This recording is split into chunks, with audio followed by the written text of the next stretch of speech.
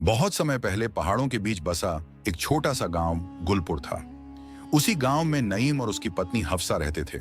दोनों बहुत गरीब थे, लेकिन दिल के बेहद साफ और मेहनती। नईम मजदूरी करता था और हफ्सा घर घर जाकर सिलाई और सफाई का काम करती थी। उनकी कमाई कम थी, लेकिन पूरी तरह हलाल और मेहनत की थी। दोनों हमेशा अल्लाह का शुक्र अदा करते।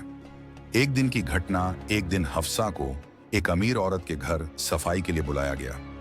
सफाई करते समय उसे एक कालीन के नीचे से सोने के सिक्कों की एक छोटी थैली मिली। एक पल को वह रुक गई, फिर खुद से बोली, ये मेरा माल नहीं, ये अमानत है, इसे लौटाना। तुरंत उस अमीर औरत के पास गई और थैली वापस कर दी। अमीर औरत हैरान रह गई। उसने कहा, आजकल इतनी ईमानदारी बहुत कम मिलती है। तुम चाहती तो ये सब रख सकती थी, किसी को पता भी नहीं चलता। हफ्सा मुस्कुराकर बोली, अमानत में खियानत से दिल बोझिल हो जाता है और ऐसे माल में बरकत नहीं रहती। गरीब घर की हालत। शाम को जब नईम घर आया तो हफ्सा ने पूरी बात सच सच बता दी। नईम ने खुशी से कहा, अल्लाह तुम्हारी ईमानदारी का बदला जरूर देगा। आज नहीं तो कल इनाम जरूर मिलेगा। दोनों ने उस रात भी सादा खाना खाया और अल्लाह पर भरोसा रखा।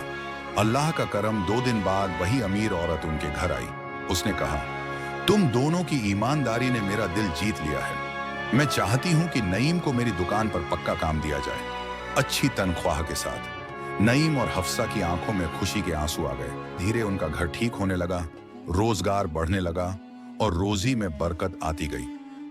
1 साल बाद, कुछ महीनों में ही नईम दुकान का भरोसेमंद आदमी बन गया। दुकान के मालिक ने उसे हिस्सेदारी तक की पेशकश कर दी। गांव वाले हैरान थे, इतना बदलाव कैसे आया? नईम हंसकर कहता, यह सब मेरी बीवी की ईमानदारी घर की सबसे बड़ी दौलत होती है। अमानत लौटाना इंसान को अल्लाह के करीब कर देता है। हलाल रोजी में जो बरकत है वह किसी दौलत में नहीं। सच्चाई और ईमानदारी कभी इंसान को खाली हाथ नहीं छोड़ती, हमेशा इनाम देती है।